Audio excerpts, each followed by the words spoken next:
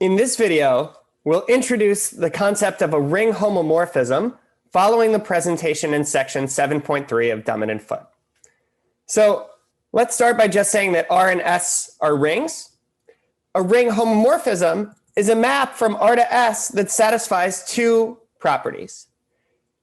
It has to be a homomorphism of the underlying additive groups of R and S. So that means that phi of A plus B equals phi of A plus phi of B for all A and B in R. And it also has to respect multiplication in the sense that phi of A times B has to be equal to phi of A times phi of B. So A times B, this operation is in R. Phi of A times phi of B, this operation is in S. So this map phi is compatible with multiplication.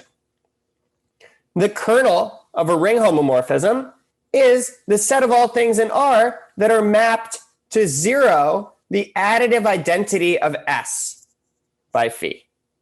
So what is that? That is the kernel of phi as a homomorphism of groups, right? That's just the same definition that you would get if you just thought of this as a homomorphism between R plus and S plus. And a bijective ring homomorphism is called a ring isomorphism.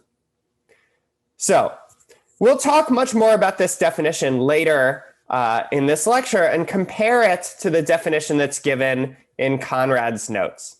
But for now, I just want to go through a few examples, and then we'll prove a main property of kernels and images of ring homomorphisms. So let's start with this example. Let's take the map from Z to Z mod 2Z defined by taking an integer x to the corresponding equivalence class of integers in Z mod 2Z. Or more concretely, what is that? So you send x to 0 if x is even, and you send x to 1 if x is odd. So it's easy to check that this is a ring homomorphism.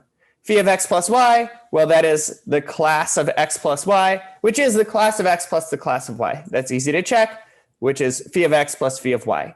The main thing going on here is that an even number plus an even number is even, an even number plus an odd number is odd, and an odd number plus an odd number is even. Okay, so what about multiplication? Phi of x times y, well, that is 0 if x times y is even, and 1 if x times y is odd. That's the definition of this map. And what does that mean? This is 0 if x is even or y is even. And it's 1 if x and y are both odd. Why is that? An even number times an even number is an even number. Even times odd is even, and odd times odd is odd. So what does that tell you? This is the same thing as phi of x times phi of y. So if you check all of those cases. So phi is a ring homomorphism. So this example, I just want to emphasize that once you define this function clearly, checking the properties that it's a ring homomorphism is very, very similar to these exercises that we did at the very beginning of the course, where you had some function between groups and you wanted to check if it was a group homomorphism. So there's an extra operation to check, but other than that, things are very similar. So I'll pause and erase, and we'll talk about a few more examples. Before moving on, let's say a little bit more about this example of this ring homomorphism from Z to Z mod 2Z. For one thing, it is surjective. All you have to do is note that there is at least one even integer and at least one odd integer. So what's the kernel of this homomorphism? It's all the things that are mapped to 0, the identity element in Z mod 2Z, the additive identity. So that's just all the even integers, and that is 2Z.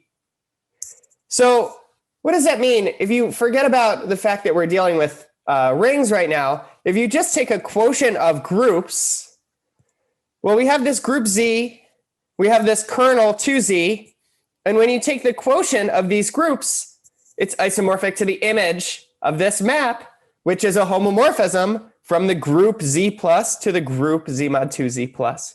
So what we're seeing here is a first isomorphism theorem statement that Z mod the kernel of phi is isomorphic to the image. Okay, now let's look at another example.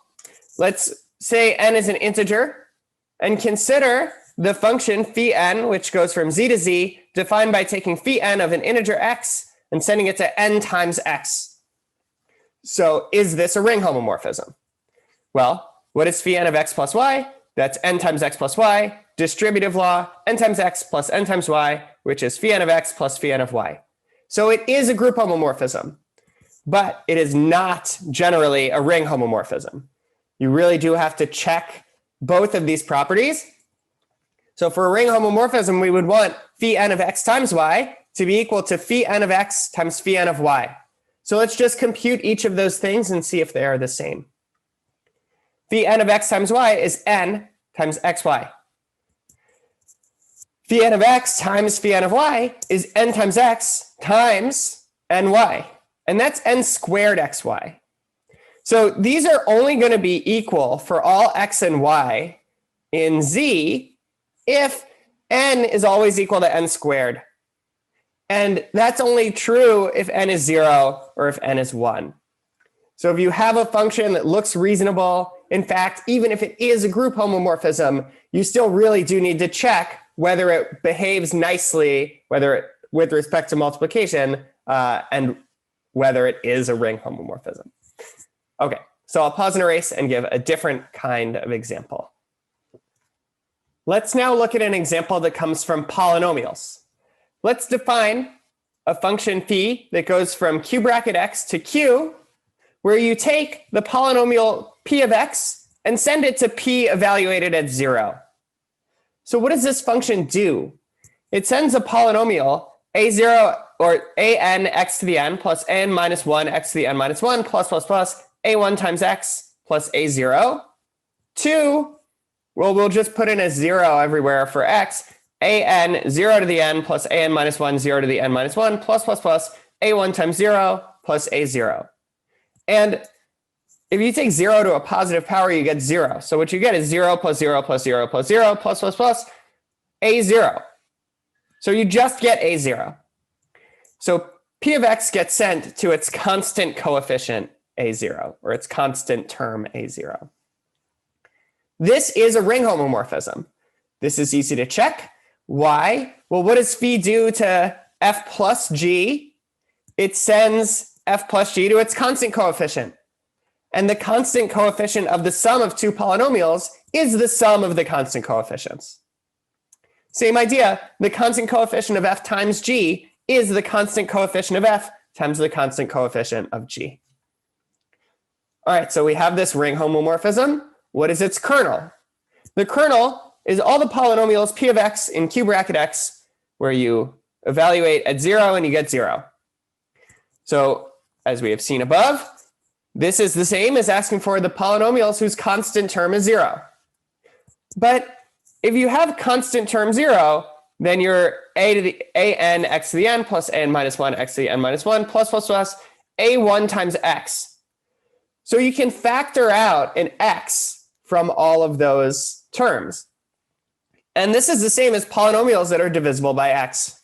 So this is everything of the form x times g of x, where g of x is some other polynomial in q bracket x.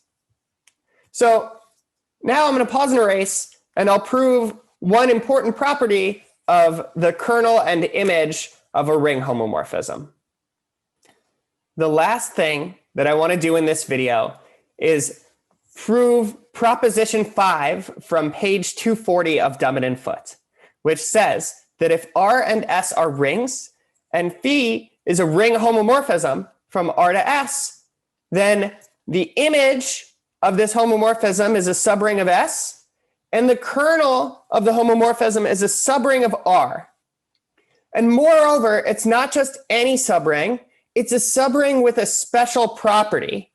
This property is that if alpha is in the kernel of phi, then for any R in the ring, there might be a lot of stuff that's in the ring R that's not in the kernel of phi, but for any R, little r in the ring, alpha times R and R times alpha are in the kernel of phi.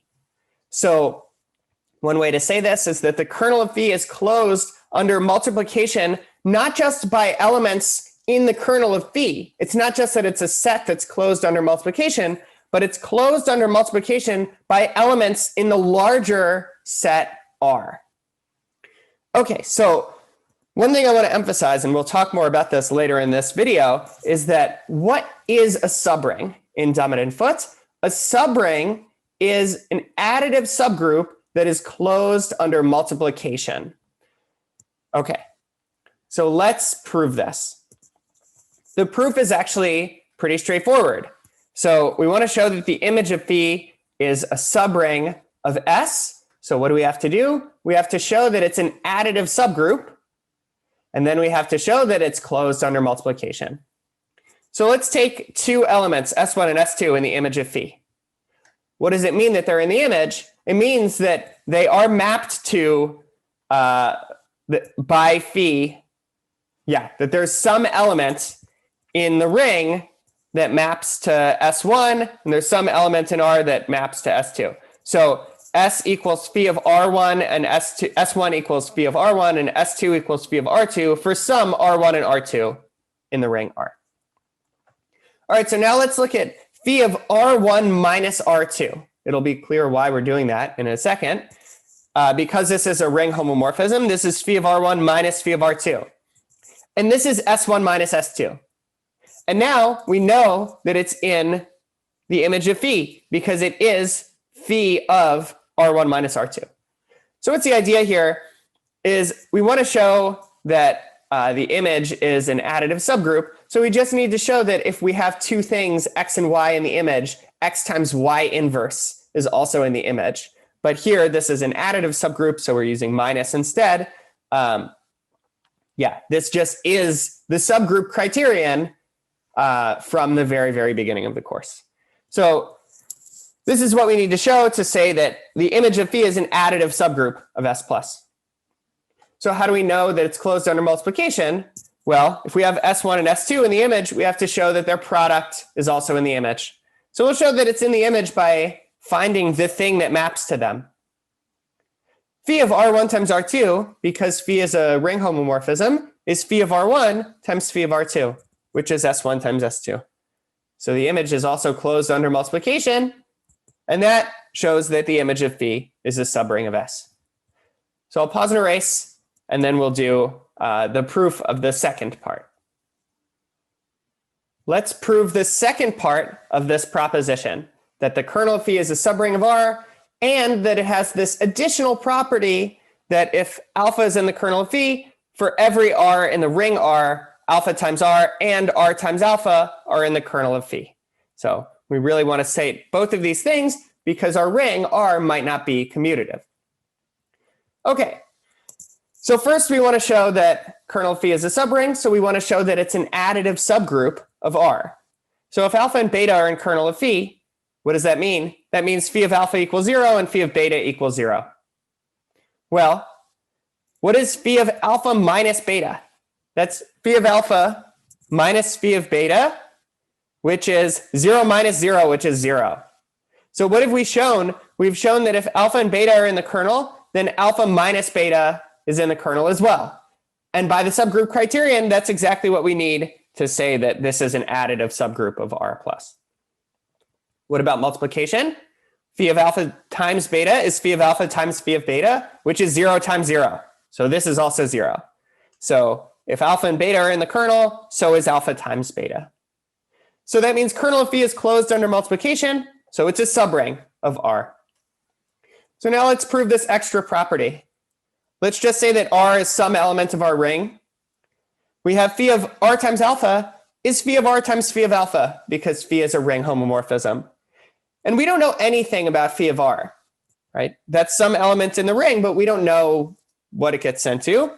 But we do know that phi of alpha is 0. So we have something times 0.